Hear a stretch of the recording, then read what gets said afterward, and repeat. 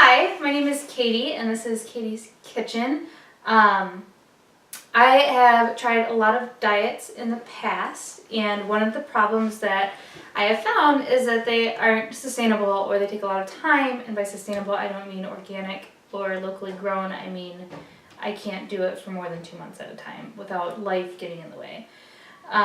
Or they're really expensive, or you just have to spend a lot of time cooking. And so one of the things that I wanted to try and do was come up with a diet plan that you could do over the life period. So as opposed to being something that is short term and I'm going to lose, 20 pounds in the next 3 months and then go back to my awful eating habits, I was going to try and do something that was a little bit less severe and just a lifestyle change.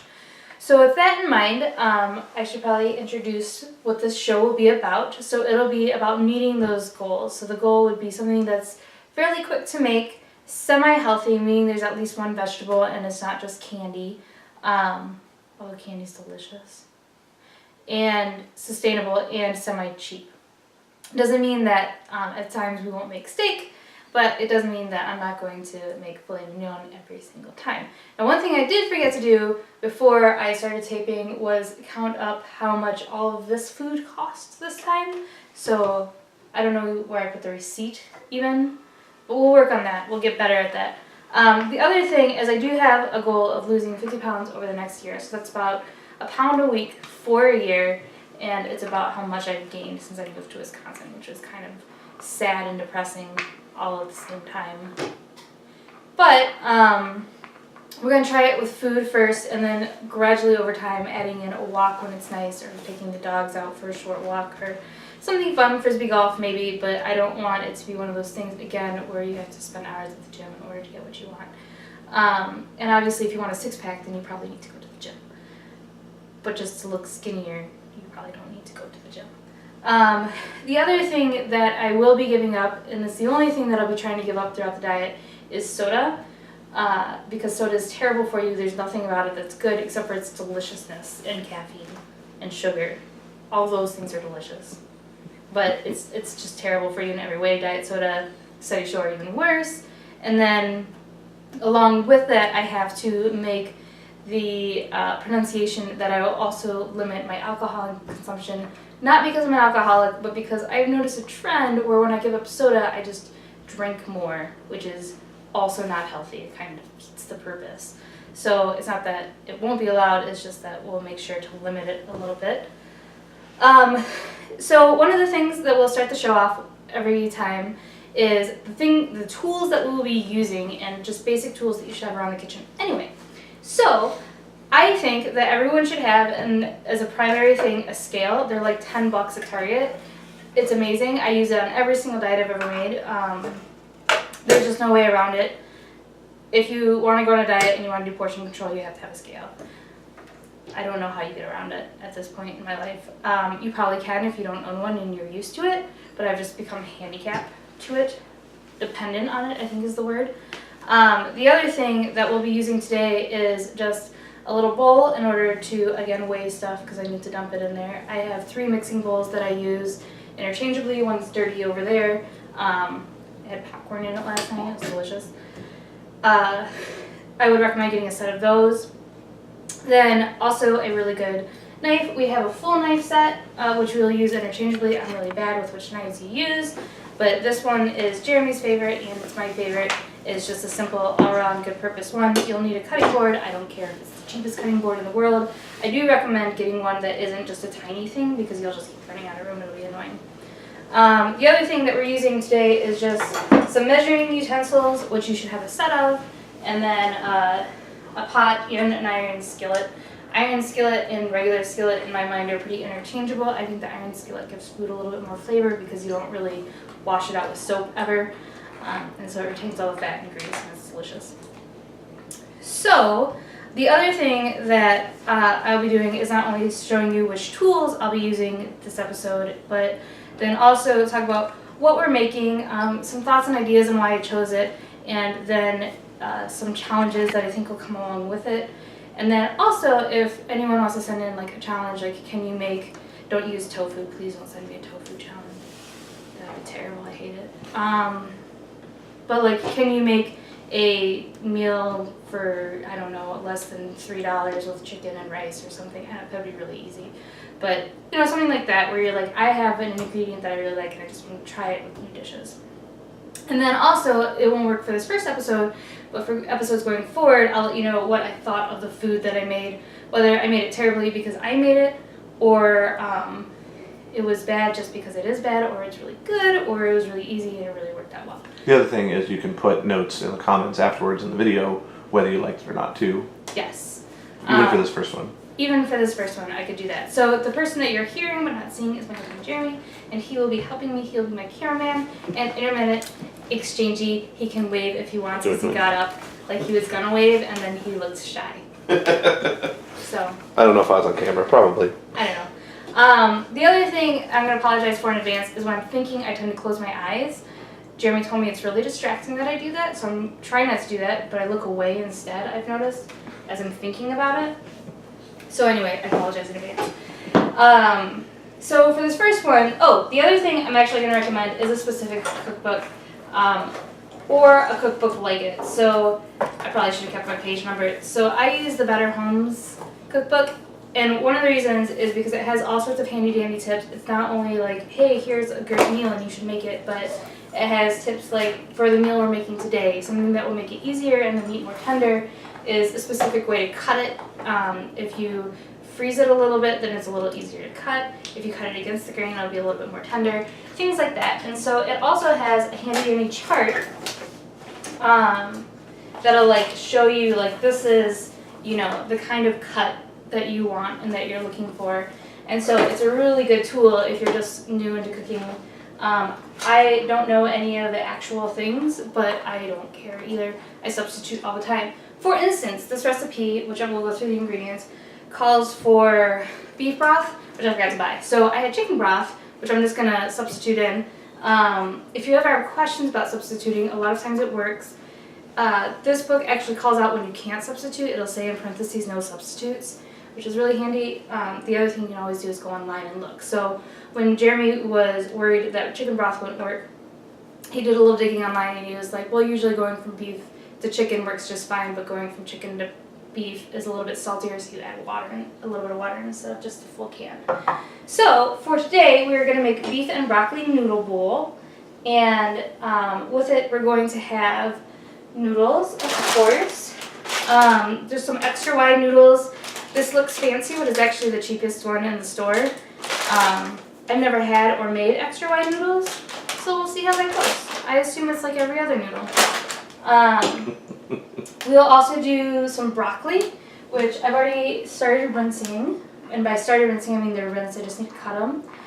We'll do, it says 12-ounce boneless beef chuck eye steak or beef shoulder top blade steak, flat iron. And that was all very confusing. So I got beef chuck boneless arm steak.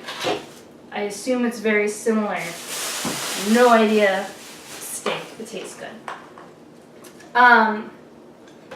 And for steak, it's fairly cheap. I mean, it's not the most expensive. It's not the cheapest either, but it's a good middle ground. I think it's about $6.50 a pound, and by about, I mean it is, because I looked at the price tag. Then you'll have a medium onion, 2 cloves of garlic, 1 tablespoon of cooking oil, which really is cooking oil to your taste. 1 tablespoon of all-purpose flour, 1/4 teaspoon of salt, 1/4 teaspoon of black pepper, 1 14-ounce can of beef broth, 1/4 cup of tomato paste, and 1 teaspoon of prepared horseradish. Now I'm going to follow the instructions. I've never made this before. It looked easy. In fact, in this recipe book, it said that it's low-fat and easy. Oh no, low-fat and fast. Should be the same though. But that's another neat thing about it, is it actually color codes it. It's like, this one's easy, this one's low fat, this one's vegetarian, all sorts of things. It's a great book, like I said. So this one just says, cook noodles according to package directions. So I'm going to start my water to boil. Maybe, yep, there we go. Which I assume is the directions. I guess I've never made them before. Yep, bring water to boil, stir in noodles. Return to boil, cook uncovered, drain. So there you go. The other thing that it says is we'll be adding broccoli with it. So I get out my broccoli. Like I said, I rinsed it. It does call for 3 cups of broccoli, like it said. Florets specifically, so none of the stock stuff. I don't know how much 3 cups is in the store, so I just estimated each. What? That's how you cut broccoli. It's not how you use that knife. I don't know. Look how easy that cut, though. Don't laugh at me. Yeah, it's food, whatever. So anyway, there's my broccoli, 1 cup. Measuring optional. At the end of the day, like measurements, unless you're baking or it has something like baking soda or baking powder where it actually makes a difference because of like leavening and rising and stuff like that. I don't really know the terms. But anyway, when things like that happen, you need to follow directions. But when it's like add vegetables, it really doesn't matter how much of each vegetable you add. If I need to tell you that, by the way, maybe you should stop following so many rules. Right? No, don't giggle. Like, if you don't like broccoli that much, but you want a little bit of broccoli, then put less broccoli in there. Put more carrots in there if you like carrots better. I don't know. Do your thing. You do you, as Alex Schaefer says. It's one of my favorite lines by him, by the way. I can tell you the other one of his because it's... I'm not going to say it. It's pretty good, though. Sometimes food drops on the floor. 5-second rule. That's totally cool, by the way, because we're going to boil it. So that'll take away all the germies. I hope. I don't know how germs work. Germs are good for you, by the way. I don't know. So anyway, all I did was cut off the main stock, and then I'm separating the florets so that when you eat them, they're not all like bunched together. I'm sure there's a faster and easier way to do this. One thing I will not promise you in this series is how to do things the most skilled. So, sorry about that. We'll use that colander later for the noodles. Colanders are cheap, by the way. If you're using a little colander, spend the extra $1 for a larger colander because you can always put more stuff in a larger colander, but you know, sizes. Anyway, so while we're waiting for that to boil, it actually says, if desired, partially freeze beef for easier slicing and trim fat for meat. Cut into thin bite-sized strips. So you're like, man, if I wanted to just read the recipe aloud, I could have done that myself. Well, that's your problem. No one's listening to me. It smells funny. I'm sure it's fine. I think it just smells like meat. Anyway, there's a thing of fat just along the edge, so I'm just gonna take it off.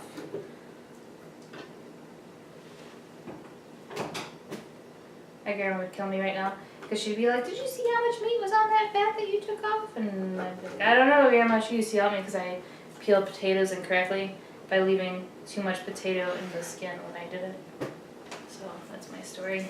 It's not very entertaining. I really need like Nathan here to like say entertaining things the way I cut. But anyway, I'm just cutting it into thin slices. That's a little bit more than, you know, actually I'm gonna just do this. So I'm gonna cut it halfway first, down length, and then I'll cut it this way so that it's nice bite-sized pieces by the time we finish. I promise these will get better. Other than that, if you guys have an interesting topic other than food that I could talk about, I could do that too, because all I'm really doing is talking to myself for about an hour, which, as you can imagine, isn't the easiest thing to do. I don't know how radio jockeys do it. They do get breaks, though, for music. Was I supposed to have music prepared? Maybe the cameraman should have had music prepared so that we wouldn't be in the situation where you guys are like, man, all she does is yammer on. Well, I'm sorry, I don't know what to tell you about that. If you guys have tips too of like, this is how I found to cut meat that's like way better than whatever you're doing, that's fine. You can tell me them, but I won't listen ever. My husband describes my cooking style as non-conventional. It means wrong. It's wrong. It's not how you cook. Whatever, my food turns out edible, so you tell me. It turns out delicious. He has to say that, by the way. It's in the contract. So once you have that all cooked, actually I'm going to go ahead and cut the rest first. It says a medium onion, but what I have found is that whenever I use the whole onion, it's too much onion, and then people will tell me that I use too much onion. Nathan. So I'm only going to use half the onion. So I just cut off the sides. It makes it a little bit easier. And then cut down the middle. I like yellow onions because they're pretty sweet. White onions I find to be the least flavorful. And then purple onions they make me cry a lot, so that's why I don't really like them. Most people call them red onions, by the way. They're purple. I'm just saying what they're called. Anyway. So you're just gonna, it says like you can tell you like half inch, but that's too specific. So you're just gonna, cut it in half, get a nice flat surface, keep your fingers away from the knife. Don't do what I'm doing now, which I've been told by many people is a stupid thing to do. Cut it all one way first, then line it all back up, and cut it the other way. And all of a sudden you have chopped onions. It's amazing. Onions are delicious, by the way. When people tell me they don't like onions, it's like you've never had a good onion. I don't understand what you're saying to me. Like you see, I don't cut fast. When I was in college, I was actually embarrassed by my vegetable cutting skills and wouldn't cook in front of people because I was scared that they would make fun of me for the way that I cut vegetables. That's a true story. I assumed it was. I don't know why I would make it up. Right? So there are several tricks online for de-shelling garlic. One of which is to like put it between two bowls and just shake and it'll come off. The other trick that I have found is just to cut off the very ends, and they seem to peel themselves pretty easily. I never really thought it was a problem until people started pointing out to me how big of a problem it is, or how hard it is. And then, so once you get the edges, it should start coming off. And now that I've said that, it's going to be like difficult and whatnot, pressure. See, now it's like the first time in my life that I've had a hard time getting the skin off of garlic. The other thing you can do is you can smash it with the broad part of your blade, and that'll usually get it off. I'm actually going to redo this one because it has a little bit of a bruise, and because garlic is really cheap. So I like garlic. If you really like garlic, you can always put in more or less. Like I said, it's a vegetable, and so feel free to work with it. In episode 2, which I'm going to do tonight as well, we're going to make blueberry pancakes I'm thinking about because you can freeze them. And they're healthier because they're made with like oatmeal instead of flour and all of that good stuff. But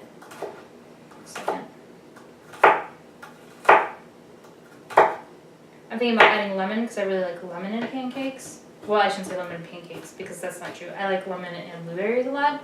So I'm thinking about adding a little bit of lemon. We'll see where that takes us. I might do it for half the batch because then if it doesn't turn out, I want to still have breakfast. But I'm ruining all my speaking points for next time. It's true. Giving away the secrets, as it were. Giving away the secrets. So all my vegetables are cut. My water is still coming to a boil for the noodles. And so it looks like the next thing I need to do is heat up the oil. So just a second. In future episodes, we'll have to start the pot boiling before you start the video. Yeah, well, I know, but I was like, well, they should see the whole thing, but I guess if you don't know how to turn on your stove, you have more problems than I can help you with.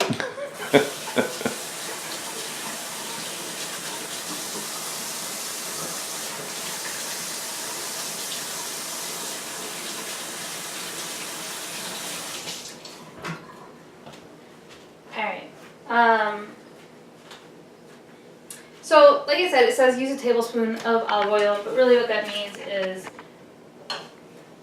to your taste. So I just sprinkle it in there. No, you're not supposed to wait until the pot's hot. I never have, but I don't know if that's because, like, I just never thought about it, or because it's dumb. I don't know. It's one of those things that you don't think about. In hot oil until the meat is tender. So it doesn't say over medium heat or anything, it's hot oil. And then we're going to sprinkle it with flour and pepper over meat. So, I don't think that I need to have a different bowl. I think we're good. The other thing though is it does give me how many ounces of noodles, so it says 8 ounces. Unfortunately all I have left is my really big bowl because I use my little bowl for broccoli. So we'll move that. We're going to go ahead and weigh this. If you don't have a scale, this is one of those times where it doesn't really matter. Also don't do this at home. Do something smarter. But like, you know, this is 12 ounces, so if you need 8 ounces, that's what, 8 over 12 divided by 4 is 2 over 3, 2/3, so like, probably just be like that. You'd be fine. Where there's a will, there's a way kind of a thing. Oops, that was too much.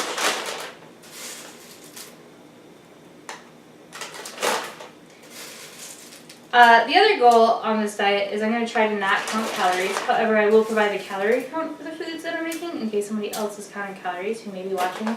Hopefully at least one person. Yay! Water is now at a boil. That was 8 ounces.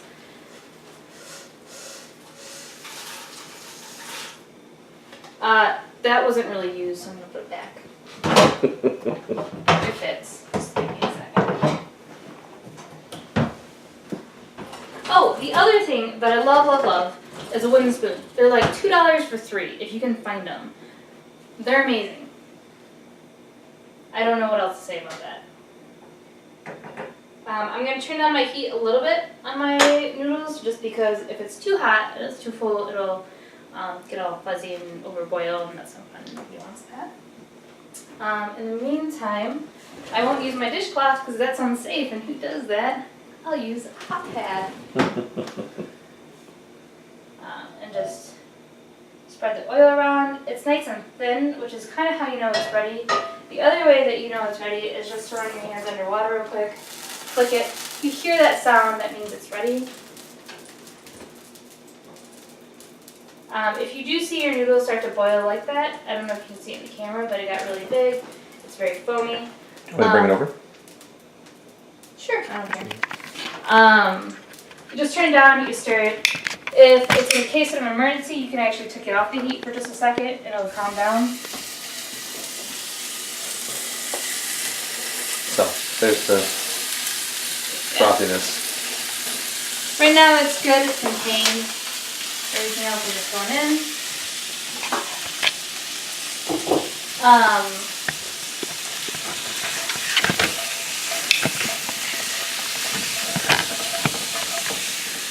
So for here, how you're going to know that it's done is 2 ways. One, when onions are cooked, they turn very, well, I shouldn't say very clear, they turn kind of translucent. And then the other thing is you just kind of want to keep an eye on your meat and how well do you like your meat. So the thinner you cut it, obviously the faster it's going to cook.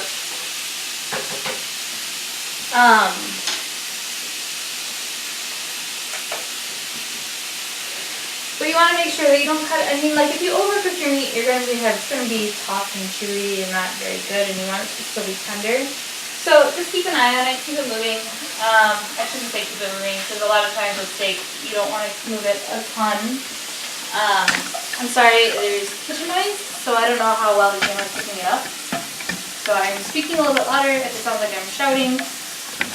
We don't have like a post-production, so that's just going to be how it is. Oops. Drop some things down there. Get them later. Don't worry about them now. Pro tip. You can try and get them, but then I think you might cause a fire. I don't know. Just leave them down there too, if you want. I mean, eventually you should get them though, because, you know, roaches and mice or things. You can get a cat, scare the mice. Not the roaches though. Those people eat the mice. The cat, I don't know. Don't get rodents. Bottom line of that story.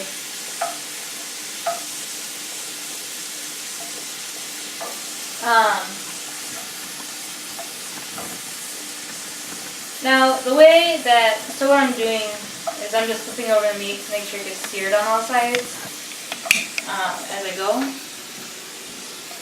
Look at that, we have a cameraman who's spiffy. So, like this side, no, it's already brown, so I just flipped it over.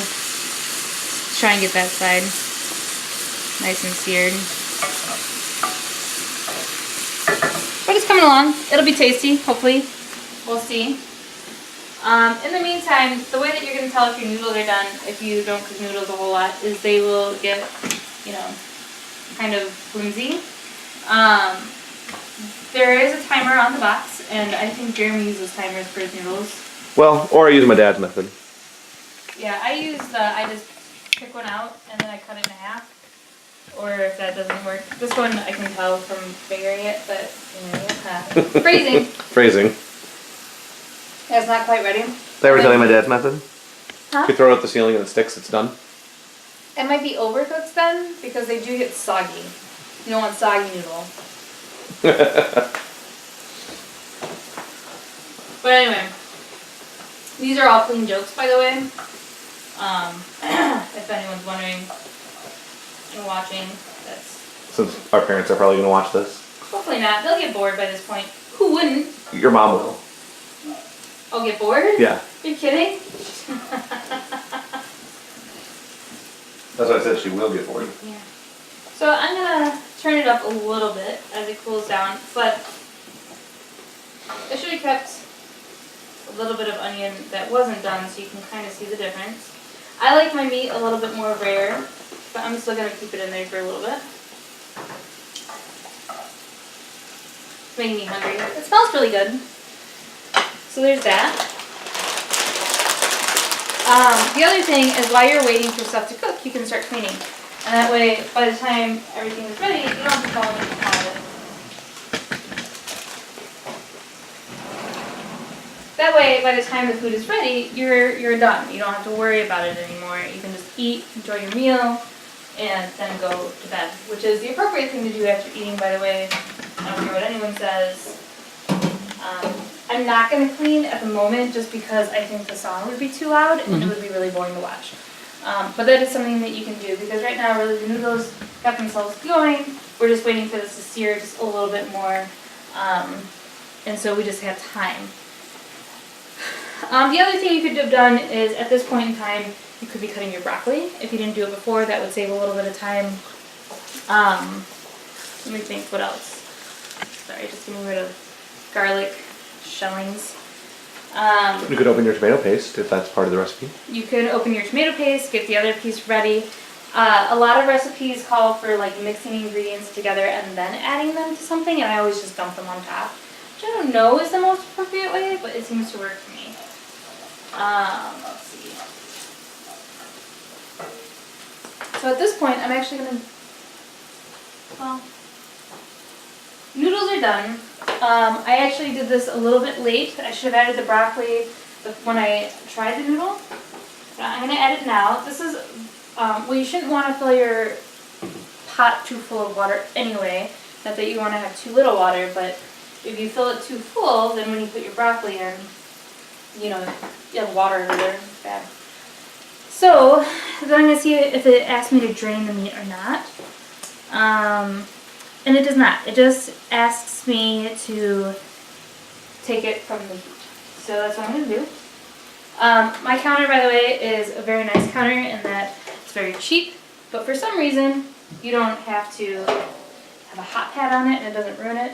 Now that I've said that, I'm worried it's not true. Even though I've lived here for years and I've done it a million times, most counters require a hot pad. I don't think the camera's focused on me anymore. You're in the top left corner so you can see you at the stove or where you are standing right now. Oh, okay. I don't know. So after I move from heat, it just says sprinkle flour, salt, pepper to cover meat. Here's my flour. It's just a tablespoon. So this is not normally how you do flour, by the way, but I think it's really more of a baking rule, so I'm just going to sprinkle that over the top.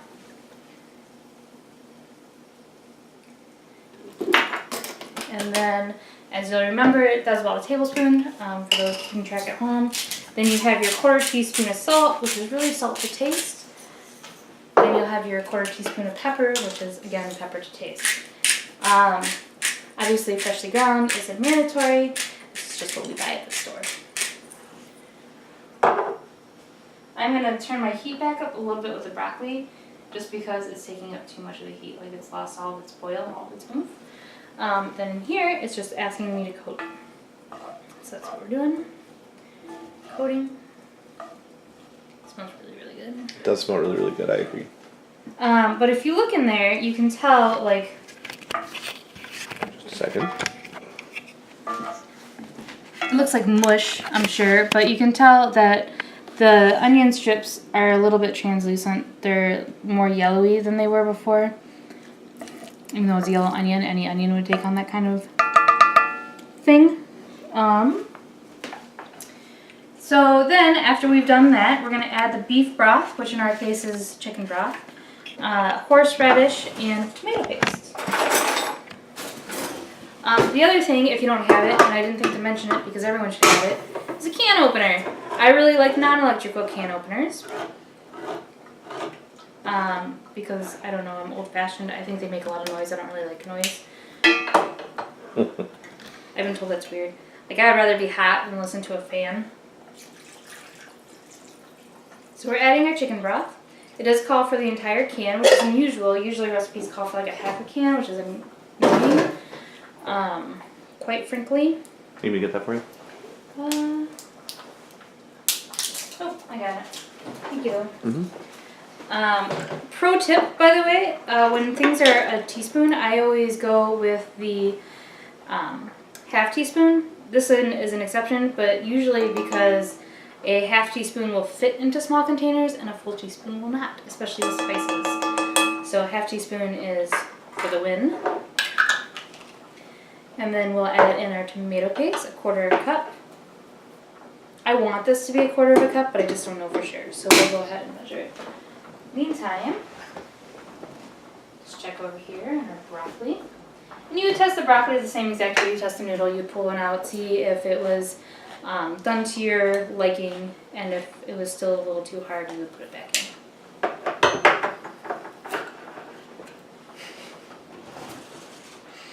So we're not doing phrasing anymore then?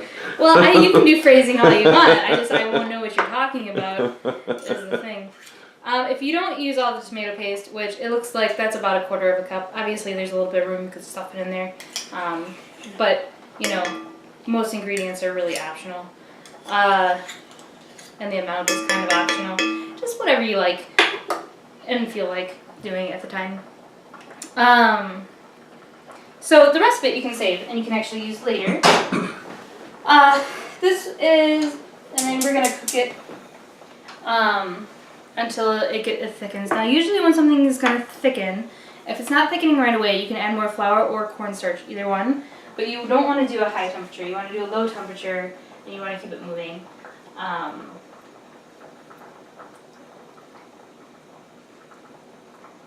And it'll start to boil a little bit, and by boil I don't mean like a full boil like what the broccoli is doing. I mean like simmer with little bubbles, and it's been called rolling bubbling before, but I think that's a really odd term, and I don't think it's very descriptive. Rolling boil is actually a heavy boil, for the record. Is it? Mm-hmm. I have no idea. I don't know. I just do things that work. At the end of the day, the more you cook, the easier it's going to get, just because you're going to get used to looking for things and like, that shouldn't do that. Now, the recipe calls for doing the noodles ahead of time and then keeping them warm. I don't know how you would keep them warm. I haven't figured that out. If you guys know how to do that, let me know. Also, it would like double your time. I don't know why you'd do that either. So anyway, I'm just going to lightly stir. Kind of waiting for this to boil. I'm going to turn it up just a smidge. It is on medium, edging into medium high. It's not quite at medium high. And then we're going to check the rest of the book just to make sure we're all done. I think we are. I think all that's left is to serve it after this. Cook and stir until thickened and boily. And then 1 minute more, remove from heat and serve. You're just going to divide it. Now, this makes 4 servings, and I think that's really important because one of the things that's our goal is to do fast. I don't want to spend a lot of time cooking each day. So what we're going to do with the leftovers is we're going to have them for lunch. And then tomorrow we'll have another half hour or so. Have we been filming for about a half hour? About a half hour. About a half hour. We'll spend another half hour cooking. And I think a half hour cooking, if you want to have a healthy diet and a healthy lifestyle, is reasonable. I think once you start spending an hour, 2 hours cooking, you're spending too much time. The other thing that's going to be hard about it is the planning, because you have two choices really.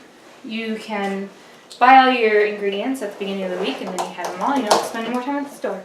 Huzzah. In order to do that, you have to know everything that you're going to make that week. And that's a little bit more difficult. So I would, over your lunch hour, while you're enjoying your meal, I would just either watch another video of this, obviously, or you can search the internet for things that you like and add to them and delete from them and whatever.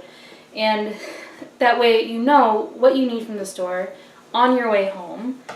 It's a little bit more busy at the grocery store on the way home because a lot of people do that. But as long as you stick to your list and you kind of learn the layout of your grocery store, then it shouldn't be fast, and then you're adding another 15 minutes. And by the time you get home and everything, it doesn't quite feel like that. At least I don't think so. I don't know, Jeremy's shrugging his shoulders, maybe he does. I don't like shopping. I'm just anti-shopping. I don't enjoy it. Well, but I think most men are. I honestly don't know. I know I don't enjoy it. Yeah. But if you know what you want. If you know what you want, it's not as bad. That's Yeah. true. The other thing is with most healthy diets, you want to stick around the edge of the grocery store. And around the edge of the grocery store is usually less busy. True. So the closer you get to the middle of the grocery store into the inner aisles, so we're going to get a lot of preserved foods and things that just aren't fresh or healthy. And it's not that we're going for things that are completely fresh and healthy and like, oh man, look at these noodles I made from scratch, obviously, because I just bought those noodles out of the middle of the store, but just a second. We do want to make sure that we limit the amount of preservatives and stuff we have, just because they are usually going to have the most sugars and fats, which are delicious and tasty, but also really addicting, and what got me into the situation in the first place. The other thing that... What? No, I was Just make noise? Yeah. Okay. The other thing that we will talk about is snacks. We picked out some apples, which are super cheap, not as cheap as bananas if you're going for really cheap. But they are cheaper than like grapes, pears, berries, but they're comparable to like oranges too. Yes, comparable like to an oranges. orange. And then along with that, you should have some sort of fat. So I would recommend peanut butter. I love peanut butter, and if you buy a big jar of it, it's not very expensive. And then obviously you then have to limit your serving size. I think it's 2 tablespoons. So it's a little bit more, I guess there's a little bit more calories in there, but they're not things that are necessarily going to they're things that are going to hold you over, and then you're not going to have a donut, which you metabolize differently, I've been told. I don't really know. The other thing that goes really good with apples is cheese. Mm-hmm. So I know that in the store they sell like the 1 ounce serving sizes already. They also sell skinny cow, which are like 35 calories a piece and really delicious. I don't know if they go with apples.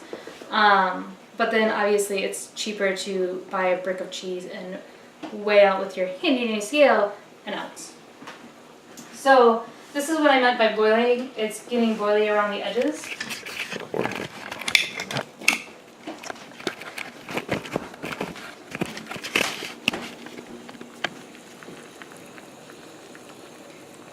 And it'll start to thicken up.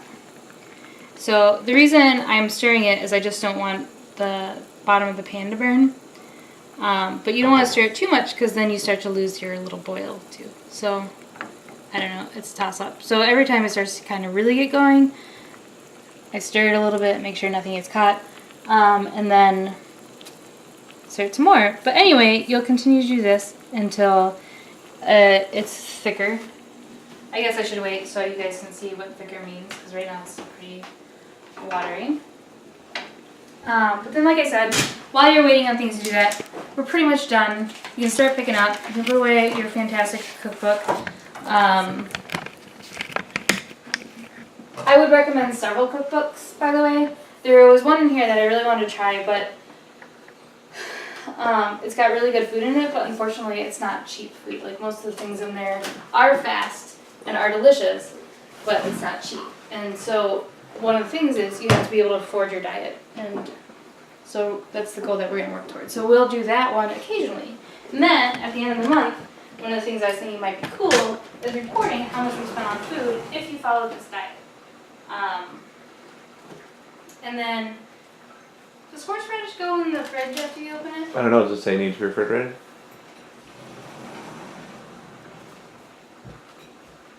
Want me to look at it?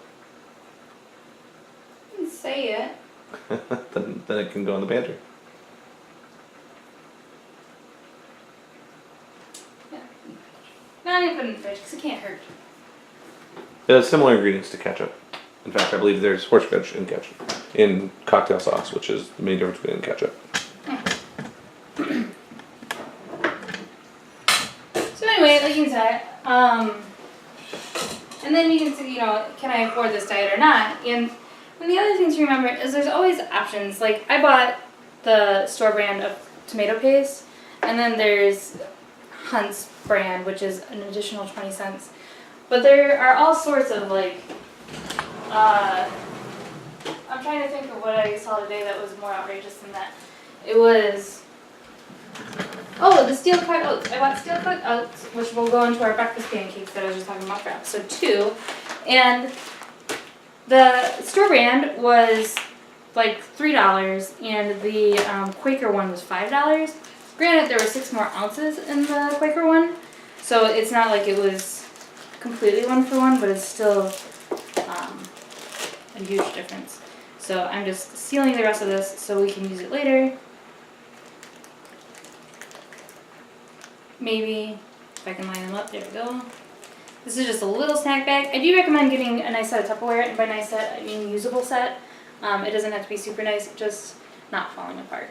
Because like we're gonna have leftovers for this, and we need some place to store it. Do we have clean Tupperware at the moment, or do I need to wash some? We have clean Tupperware. Okay. Good. We're golden. So, all right. See, we're starting to get thick. Do you want me to show thick? Starting to get the skin on top. It's not quite there yet. Got more of a boil going. Move stuff around. It's taking on more of a tomatoey look. I'm just saying words. There have been times when I've never gotten it to thicken. Eventually I just give up. But like I said, you could add more flour and stuff. If your noodles start to get a little bit stuck together, just run some warm water over them and they'll unstick.